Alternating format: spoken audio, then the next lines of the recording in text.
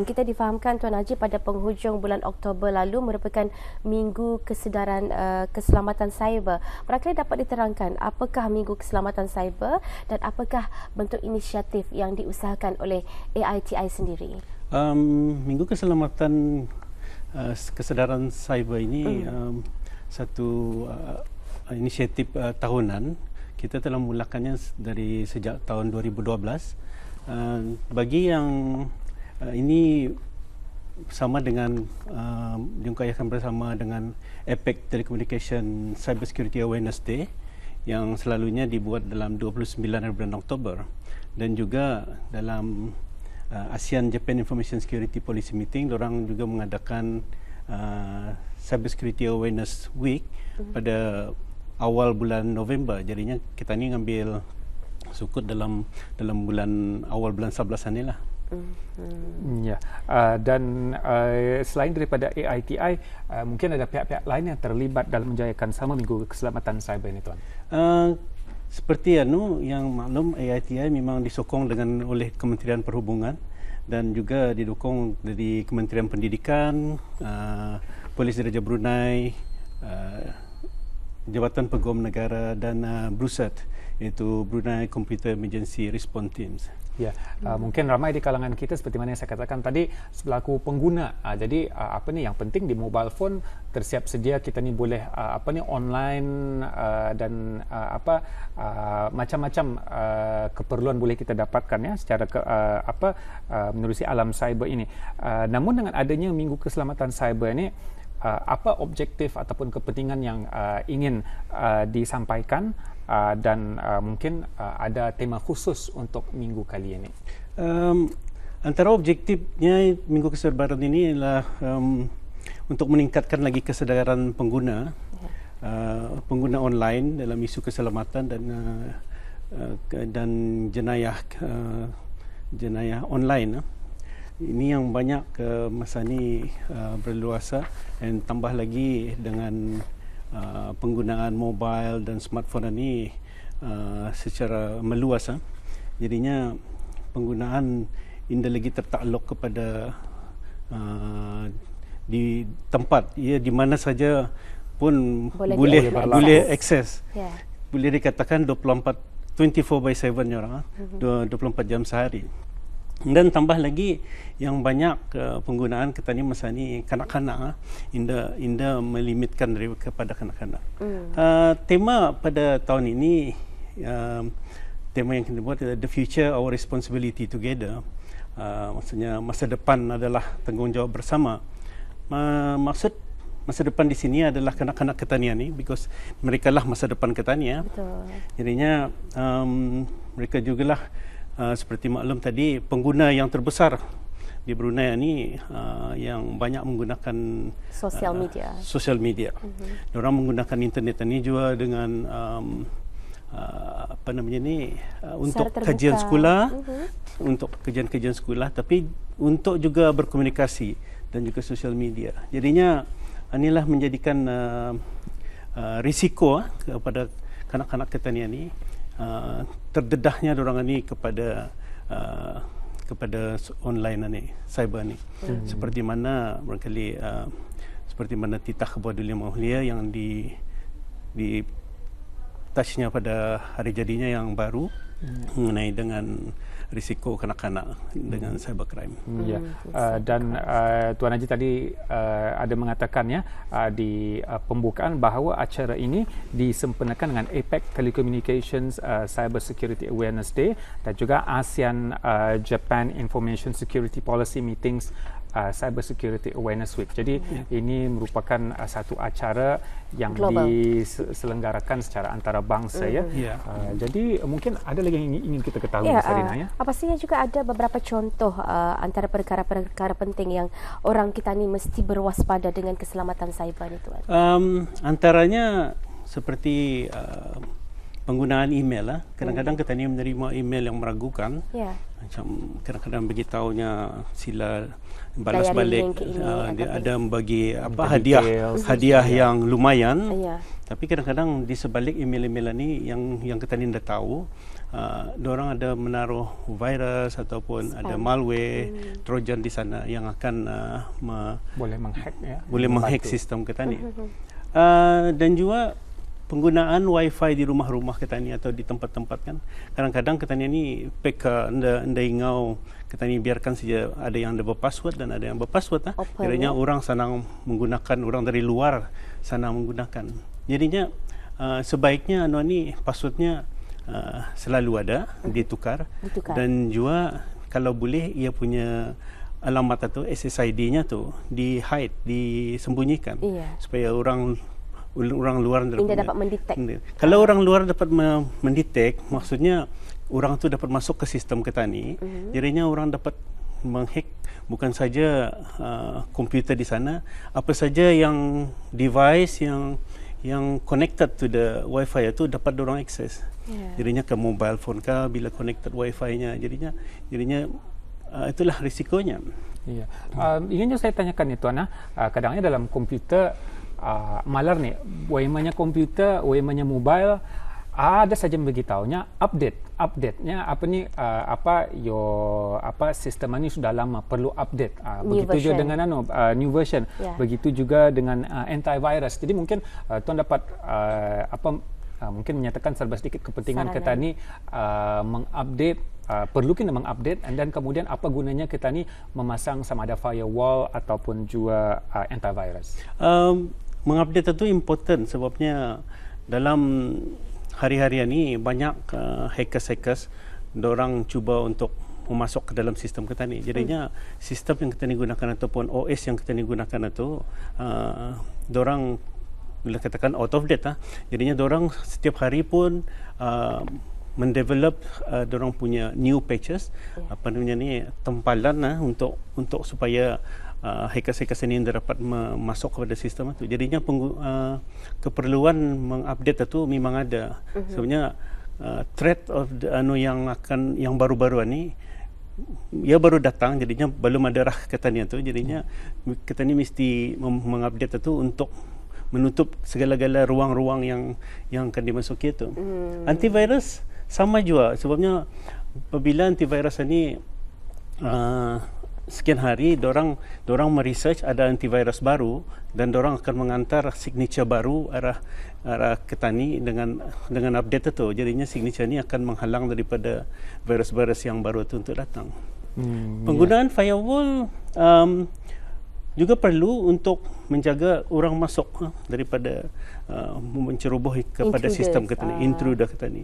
Tanpa disedari, kadang-kadang ketani kalau di rumah ketani kecurian, ketani tahu barang hilang, tapi kalau dalam sistem komputer orang masuk ketani dah sadar. Dah akan alert. Apa yang hilang pun ketani dah tahu. Contoh yang mudah kita fahami ni tuan, umpamanya pengguna laman sosial Facebook. Apabila orang kata laluan itu mungkin ampuh, orang senang apabila akaun tersebut sudah di-spam, di-hack, maka tak sadar kita ni mempost orang mungkin artikel ataupun video yang tidak orang berakhlak ataupun tidak senonoh. Tahu-tahu yang punya akaun ni indah tahu. Iya, betul. Itu antara contoh apabila kata laluan ataupun akaun tersebut sudah pun di-hack. Sudah pun di-hack, ya. Dan juga mungkin ada kepentingannya, ini sudah menjadi satu trend kali ya. Selain radio television Brunei sebagai medium rasmi untuk berita, banyak juga medium indah rasmi berita ni melalui WhatsApp, melalui Facebook. Tahu-tahu kita yang dah tahu pun yang hal-hal berlaku di luar negeri sudah sampai arah ketani. Lebih cepat. Lebih cepat. Jadi dari sudut ketani menapis berita-berita ni melalui Facebook dan WhatsApp. Macam mana pendapat tuan? I think ini etika pengguna sendiri ya, itu yang akan disampaikan arah pengguna-pengguna. Jangan macam ketani senang-senangnya saja Terlalu Iski. transparan. baru dapat receipt ini kita hantar, tapi tanpa tadi memikirkan Natijah. konsekuensinya, terutama sekali kepada mangsanya yang seperti kemalangan ke apa itu kan. Tidak pulang apa mengantar itu, tapi kadang-kadang ada gambar-gambar yang tidak yang mempunyai Bersesuaian. nilai sensitivitinya. kita macam patutnya tidak dapat dikawal dengan sistem apa itu, kecuali dengan sendiri ya, individu itu orang dengan etikanya berpikiran ini tidak perlu dipanjangkan. Itulah seperti yang selalu kita ni disarankan, diingatkan. We are the one who be the gatekeeper kan. Dan satu lagi tuan, adakah akta tertentu ataupun perundangan yang telah pun ditetapkan bagi masalah-masalah yang timbul seperti ini?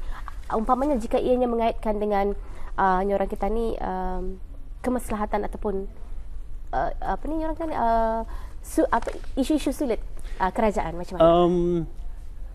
Saya baru je terdengar dalam radio tadi because ada penyampaian masalah Ebola tu yang cerita tu di Brunei yang Indawana ya, dalam warta berita mengatakan dan di sini juga ada Akta Sedition Act yang mana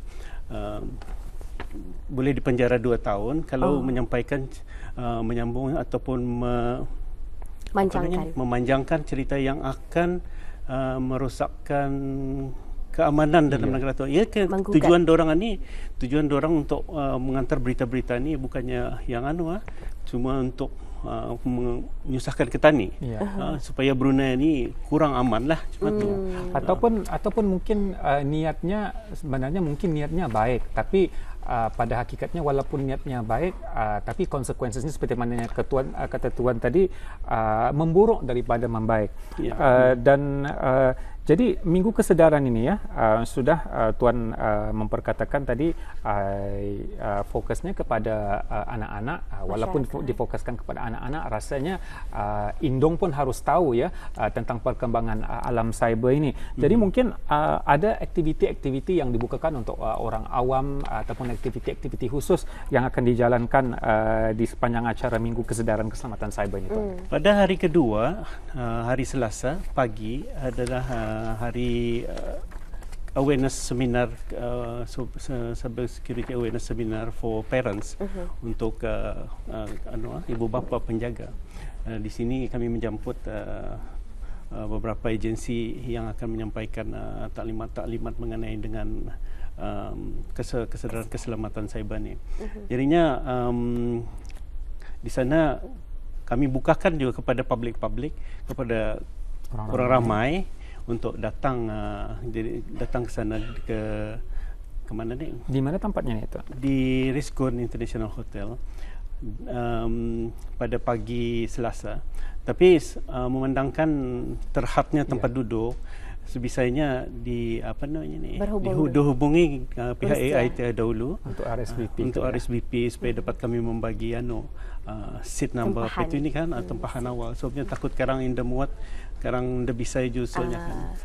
Selain daripada itu, kami akan meneruskan rancangan taklimat awareness ini di tahun hadapan, mungkin menggunakan Institut Perkhidmatan Awam sebagai venue.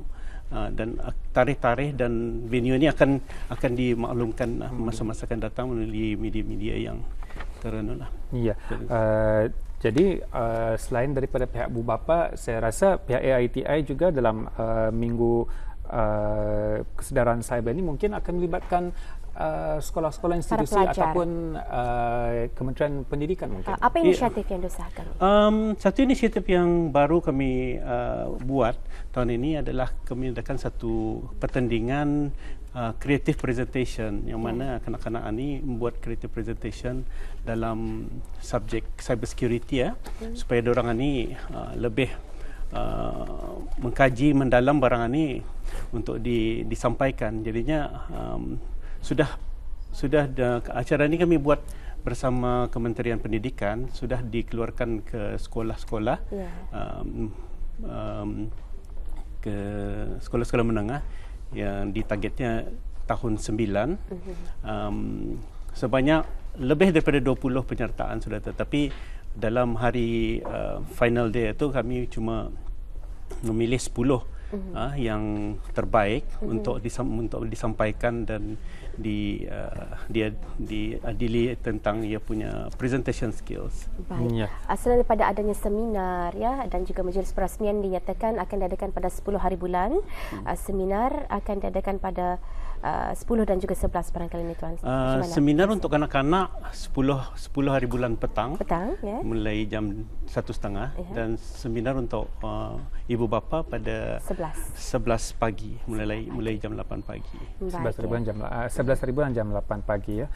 Jadi sekali lagi mungkin untuk pengetahuan bersama, selain daripada AITI, mungkin ada pihak-pihak lain yang terlibat dalam sama-sama menjayakan Minggu Kesedaran Keselamatan Cyber ini tuan? Ya, mereka adalah terutama sekali Kementerian Pendidikan yang mana memang kami punya partner yang rapat dan juga tahun ini kami juga menjemput penyampai daripada counselling unit dan pasukan polis Diraja Brunei, Jabatan Peguam Negara dan juga BRUSET. Dan juga tahun ini kami juga menjemput daripada Singapura, Infocom Development Authority of Singapore, which is yang mana dorang ni seperti AITI juga tapi di Singapura. Tapi dorang ni mempunyai pengalaman awareness ni banyak sebabnya memandangkan penduduk Singapura yang ramai ya. Jadi akhirnya tuan, mungkin ada slogan ataupun mungkin ada pesan-pesan yang ingin disampaikan kepada pengguna alam cyber seperti kita bersama dan juga kepada para penonton. Saya ada slogan satu tapi dalam bahasa Inggeris ada.